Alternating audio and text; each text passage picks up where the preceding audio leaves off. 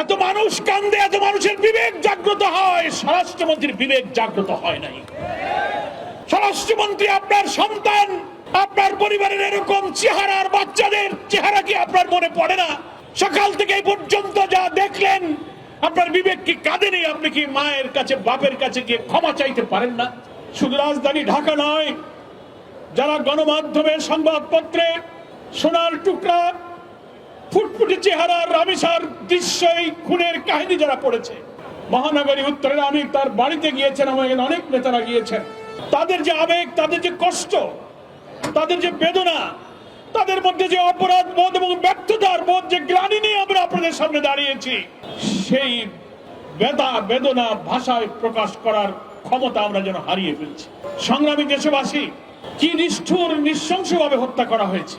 গণমাধ্যম কর্মীরা বলছেন মেয়েটি কেবল 1 থেকে ক্লাস 2-তে উঠেছে, 7 বছরের মতো বয়স হবে। মেয়ের বাবাকে দেখলাম কেঁদে কেঁদে বলছে, আমি 7টি বছর আমার বুকে নিয়ে তাকে ঘুমিয়েছি, কিভাবে আমার রাত কাটবে। কুপিয়ে কুপিয়ে তার দেহকে খন্ড খন্ড করা হয়েছে। ওইটুক শিশুর মাথা আলাদা করে তাকে বাথরুমের মধ্যে ফেলা হয়েছে। আজকে আমরা মানবতা, গোটা জাতি, গোটা দেশ আজকে আমরা লজ্জিত, ব্যথিত। আমরা শিশু রামিসার মা, বাপ, এই দেশের সমস্ত মায়ের কাছে আমরা ক্ষমা প্রার্থী। মানবতা, আপনাদের কাছে আমরা আজকে লজ্জিত। আমরা যারা রাজনীতি করি, সমাজ, দেশ, সভ্যতার দায়িত্ব নিয়ে মানুষের কল্যাণের জন্য যারা রাজনীতি আর আদর্শের কথা বলি, তাদের সামনে এত অমানবিক, এত ঘৃণ্য, এত পৈশাচিক দৃশ্য, আমাদের বিবেক ক্ষতবিক্ষত হয়ে যাচ্ছে। হ্যাঁ, আমরা এটা স্বীকার করি। সরকার হয়তো বলবেন, প্রশাসনের দায়িত্ব পালনে যারা আছেন তারাও হয়তো বলবেন, সমাজ তো অপরাধ থেকে কখনো মুক্ত হয় না, সব সমাজেই কিছু অপরাধ প্রবণতা থাকে। কিন্তু আমরা বলতে চাই, মানব সমাজ 100% অপরাধ মুক্ত হয় না, কথা ঠিক। অপরাধ প্রবণ মানুষের মধ্যে অপরাধী মানসিকতা থাকে। তাই বলে সেই অপরাধ, এত নিষ্ঠুরতা, এত বর্বরতা, এত নৃশংসতা, দিনের বেলা কলিজার টুকরা মেয়ের গলায় ছুরি চালিয়ে মাথা আলাদা করতে পারে, এই নৃশংসতাই আমি জাহিলিয়াতের বর্বরতাকে হার মানিয়ে দিয়েছে। দেশের মানুষ কাঁদছে, মায়েরা কাঁদছে, পিতা ক্ষোভে দুঃখে বলছে, আমি বিচার চাই না, বিচার হবে না, আপনারা বিচার করতে পারবেন না। তারপরে আমাদের স্বরাষ্ট্রমন্ত্রী, অনেকে স্বরাষ্ট্রমন্ত্রী বলেন না, উনাকে বলেন সর্বমন্ত্রী। এত মানুষ কান্দে, এত মানুষের বিবেক জাগ্রত হয়, স্বরাষ্ট্রমন্ত্রীর বিবেক জাগ্রত হয় নাই। পৃথিবীর বিভিন্ন সভ্য দেশে, উন্নত দেশে, গণতান্ত্রিক দেশে আমরা দেখেছি, রেল দুর্ঘটনা হলে রেলমন্ত্রী পদত্যাগ করে, দুর্নীতির অভিযোগে অভিযুক্ত হলে উন্নত দেশের মন্ত্রীরা পদত্যাগ করে প্রাইম মিনিস্টার ক্ষমতা ছেড়ে দেয়। স্বরাষ্ট্রমন্ত্রী আপনার সন্তান, আপনার পরিবারের এরকম চেহারার বাচ্চাদের চেহারা কি আপনার মনে পড়ে না? সকাল থেকে এই পর্যন্ত যা দেখলেন, আপনার বিবেক কি কাঁদেনি? আপনি কি মায়ের কাছে, বাপের কাছে গিয়ে ক্ষমা চাইতে পারেন না? আমরা বিকাল পর্যন্ত যতটুকু জানি, এখনো আপনারা জাননি। আপনারা একটা ঘটনা ঘটলে শুধু অন্যের উপরে চাপিয়ে দেন। জামায়াত ইসলামী সহ বিরোধী দলের উপরে বলেন তারা ভাব সৃষ্টি করে। আমরা পরিষ্কার সরকার এবং দেশবাসীকে বলি, জামায়াত ইসলামী কোনো মবের রাজনীতি করে না। মিরপুরে আপনারা আপনাদের উস্কিয়ে দেয়া, দেশকে অস্থিতিশীল করে বিরোধী আন্দোলনকে সাবোটাজ করার জন্য আপনারা মাজার ভেঙে হামলা করে আপনারা সেটা ইসলামপন্থীদের উপরে চাপিয়ে দেওয়ার চেষ্টা করেছেন। সব কিছুতেই আপনারা বিরোধী দলকে আবিষ্কার করার চেষ্টা করেন। প্রশাসনে যারা আছেন, ল এনফোর্সিং এজেন্সিতে যারা দায়িত্ব পালন করছেন, স্বরাষ্ট্রমন্ত্রী আর সর্বমন্ত্রী, সংবিধানের টানাটানি ছেড়ে মানুষের জীবনের নিরাপত্তার দায়িত্ব পালন করুন। কাজ নাই। আজকে গেছেন আপনারা মিরপুরে গরিব মানুষের বস্তি উচ্ছেদ করার জন্য। দুঃখী, বঞ্চিত, অন্নহীন, গৃহহীন মানুষেরা সেই পুলিশকে ধাওয়া করেছে। আমরা পুলিশের ধাওয়া পছন্দ করি না, কিন্তু গৃহহারা মানুষকে যখন আপনি উচ্ছেদ করতে যান, অস্তিত্ব যখন টেকে না, তখন তার বাঁচার জন্য আর কোনো উপায়ও থাকে না। সে পুলিশেরা সেখান থেকে ধাওয়া খেয়ে ফিরে আসছে। হামে প্রতিদিন লোক মারা যাচ্ছে, 10, 20, 25, কয়েক শত শিশু।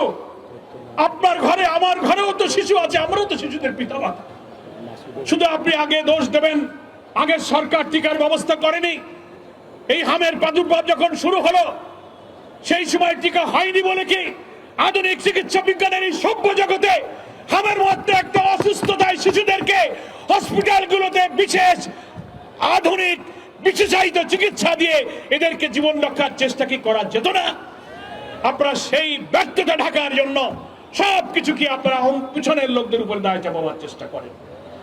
আইন শৃঙ্খলায় আপনারা জনগণের হক আদায় করতে পারছেন না। নিরাপত্তা আপনাদের কাছে দেওয়ার মতো কোনো চরিত্র নাই। আজকের সভাপতি বুলবুল ভাই কি বললেন, মিডিয়াতে এসেছে বিএনপির এক নেতা সফরে যাবে, সে টেলিফোন করে বলছে, টেলিফোন তার অডিও সংলাপটা ভাইরাল হয়েছে, সে বলছে আমাদের এক বিএনপির নেতা আসবে, 15-16 বছরের একটা বাচ্চা মেয়ে জোগাড় করে রাখো। সি সি সি সি সি ঘৃণা এবং ধিক্কার জানাই। বিএনপি ছাত্রদল যুবদল তাদেরকে আপনারা এই যৌন লালসার লোলুপ শিক্ষা আপনারা দিচ্ছেন। ধর্ষণ, যৌন বিকৃতি, যৌন উন্মাদনায় লালসা বিএনপির নেতাদের মধ্যে কি পরিমাণ তৈরি হয়েছে। নেতার সফর উপলক্ষে মেয়ের জোগাড় করতে হবে, এই যদি রাষ্ট্রীয় ক্ষমতায় থাকা দলের চরিত্র হয়, তাহলে এই ধর্ষণ যারা করে, নৃশংসতা যারা করে, সব জায়গায় এই দলের লোকদের মদত এবং সাহায্য আছে। শুধু গ্রেফতার করে মানুষকে সামাল দিলে হবে না, এমন বিচার করতে হবে প্রত্যেকটি শিশুর পিতার হৃদয় যেন প্রশান্ত হয়।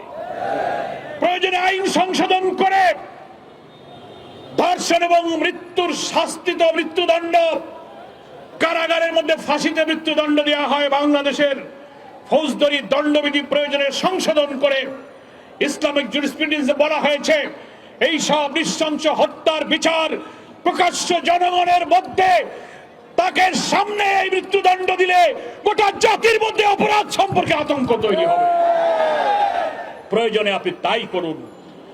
নৈতিক শিক্ষা, ইসলামী শিক্ষা, মানুষের অন্তরে আল্লাহর ভয়, আখিরাত পরকালের ভয় সৃষ্টি করার জন্য জামাত ইসলামী আলেম ওলামারা যেখানে ইসলামী শিক্ষা নৈতিকতার কথা বলে আসে, তখনই আপনারা বলেন উনাদের উপরে জঙ্গিবাদের ভূত চেপেছে। ইসলামী নৈতিকতা তৈরি না হলে এইভাবে আপনার শিশুরাও ধর্ষিত এবং নিষ্ঠুর ভাবে নিহত হবে। ফলে শুধু আইন দিয়ে, শুধু পুলিশ দিয়ে মানুষের জীবন রক্ষা হয় না, তার জন্য নৈতিকতা, চরিত্র, মানুষের অন্তরে আল্লাহর ভয়, আখিরাতের ভয় জাগানোর মতো শিক্ষা তৈরি করতে না পারলে এই নিষ্ঠুরতা থেকে বাঁচার আর কোনো পথ আমাদের নেই। প্রিয় ভাইয়ের আমার, আজকের সভাপতি আপনাদের কাছে অনুরোধ করেছেন আমরা আমাদের এই ছোট্ট কন্যার হত্যার প্রতিবাদে কিছুটা বিবেককে সান্ত্বনা দেওয়ার জন্য অন্তত বিক্ষোভ করে অন্তত হৃদয়টাকে প্রশান্ত করব। সবার চোখে পানি, সবার হৃদয় কাঁদে, কিন্তু আমাদের সর্বমন্ত্রীর হৃদয় কাঁদে না। তার তো উচিত পিতামাতার পা ধরে ক্ষমা চাওয়া। গোটা জাতি অন্তত দেখতো যে না, সেও একজন পিতা, এই বর্বরতা তাকেও ব্যথিত করেছে, হৃদয়কে আপ্লুত করেছে। এতটুকু সভ্যতা, এতটুকু মানবতা দেখাতে পারেননি। সেই জন্য আমাদের সম্মানিত আমির জামাত ডক্টর শফিকুর রহমান আজকে হজে যাওয়ার সময় বিমানবন্দরে বলে গেলেন শিশু রামিসাকে, শিশু মামুনি রামিসা, তোমার কাছে আমরা মানবতা, আজকে তোমার কাছে আমরা লজ্জিত, আমরা আজকে ক্ষমা প্রার্থী। আসুন সম্মানিত ঢাকাবাসীকে বিবেকের তাগিদে, বিবেকের ক্ষোভ, এই বেদনা প্রশমনের জন্য অন্তত আমরা কিছু করতে পারি আর না পারি, ওই সন্তান হারা মা বাপের হৃদয়কে সান্ত্বনা দিয়ে তার দৃশ্যমান বিচারের জন্য আমরা আল্লাহু আকবার ধ্বনি দিয়ে রাজধানীতে আমরা আমাদের বাহুকে স্লোগানে স্লোগানে উচ্চকিত করি। সাংবাদিক বন্ধুগণ, দেশবাসীকে আহ্বান জানাবো, মিডিয়ার অপপ্রচার গুজবে কান দেবেন না। কিছু হলেই জামাত শিবিরের দিকে আপনারা ঠেলে দেবেন।